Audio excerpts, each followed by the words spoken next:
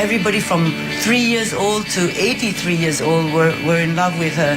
So she understood the moral responsibility that went with that. So she said, no, I'm going to stay the way I am. Maybe I'm going to dress with a little bit more flair, but I'm going to stay this way, no matter what people say. And I think she did the right thing, because the mass market is conservative.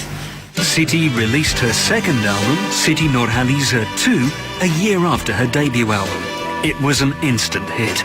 Siti, who was already a sensation in neighbouring Singapore, was now ready to take on a new territory. The Indonesian market is a very, very tough market because it's quite closed. Saya pun sebenarnya rasa macam was-was juga, sebab kalau di Indonesia tu memang ramai penyanyi yang hebat kan. Indonesia had always been off limits to most Malaysian artists, with only a handful finding success there. It was certainly a risk for the young rising star. Saya ditanya oleh wartawan Indonesia, kenapa Siti berani sangat nak masuk pasaran Indonesia? Saya kata, sebenarnya saya datang nak berkongsi bakat. Kalau mereka tak kenal, mereka takkan cinta. Tak kenal, mereka tak cinta. They want the artist to be real, to be authentic.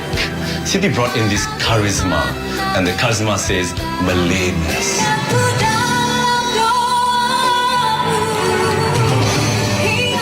The risk paid off. The Indonesians loved her, and the single from her second album, Aku Cinta Padamu, became a massive hit.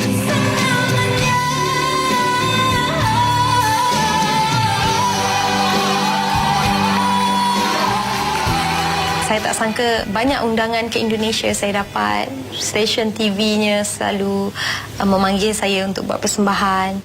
Cintaku bukan di atas kertas, cintaku getaran yang sama.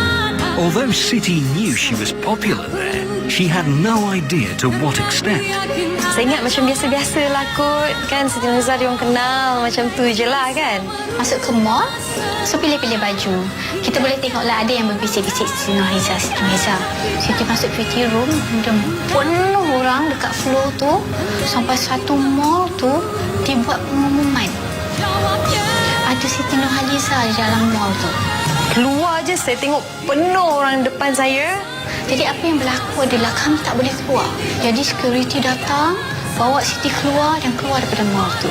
Jadi di situ saya lihat, wow, dahsyat juga penerimaan orang Indonesia kan, peminat-peminat Indonesia terhadap saya.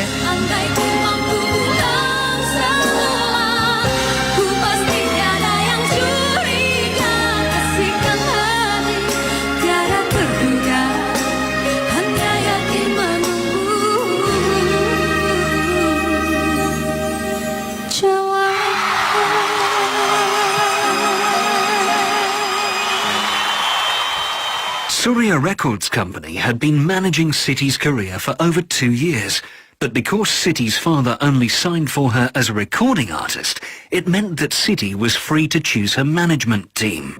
In 1998, Siti Nurhaliza Productions, SNP, was established to manage Siti's career.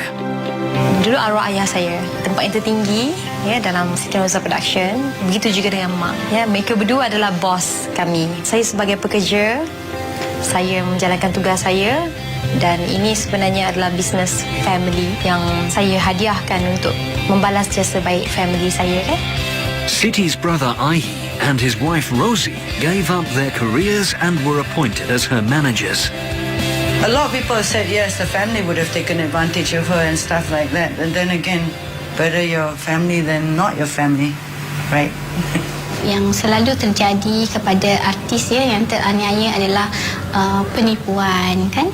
Tetapi bila kita bekerja dengan keluarga, kita tak boleh berbuat sesuatu yang tak elok di belakang dia. Siti for now was wanted everywhere.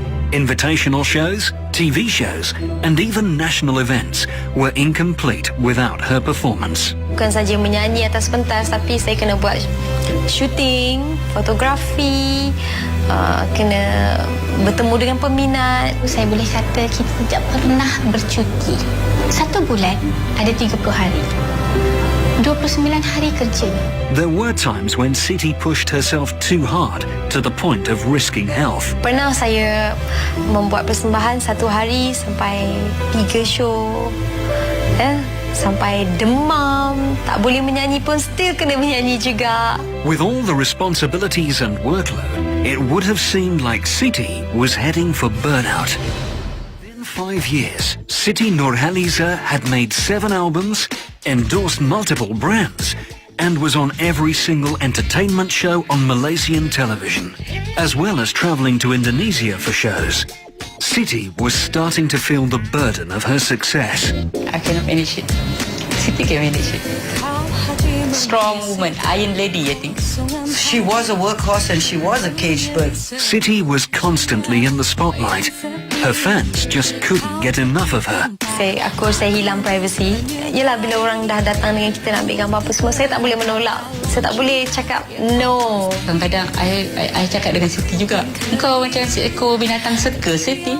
Pernah terfikir juga, biarkanlah saya nak relax, saya nak macam pergi mana-mana pun orang tak tengok ke. Work ruled Siti's life, and she dealt with pressure by working even harder on her performances.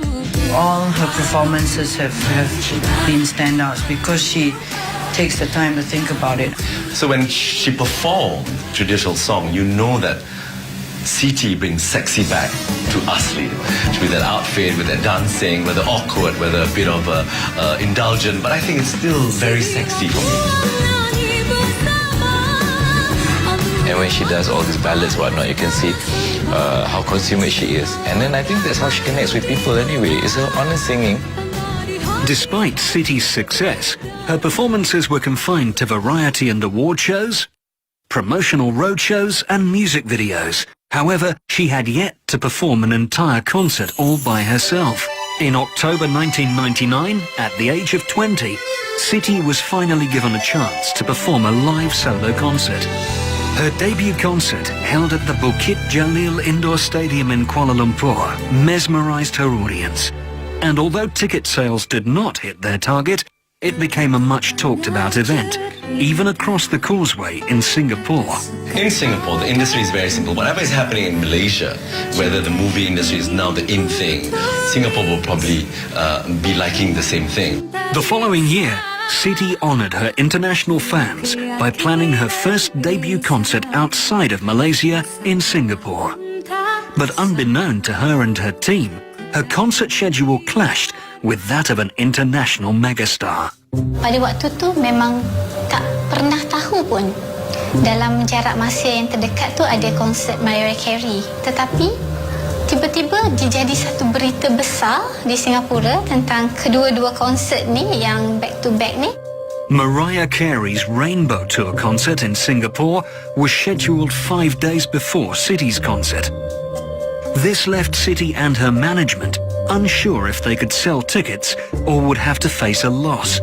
Kita melihat compare harga tiket Siti lebih mahal daripada tiket Mariah Carey, kita lagi takut. But any doubts Siti and her team had were put to rest when they got their first report back from Singapore. Apabila kita nak bertolak ke Singapura, keluar story yang sangat besar tentang jualan tiket Siti sold out pada hari itu. When an artist is big in this region, means they outsell the foreign counterparts, definitely. The concert was a success.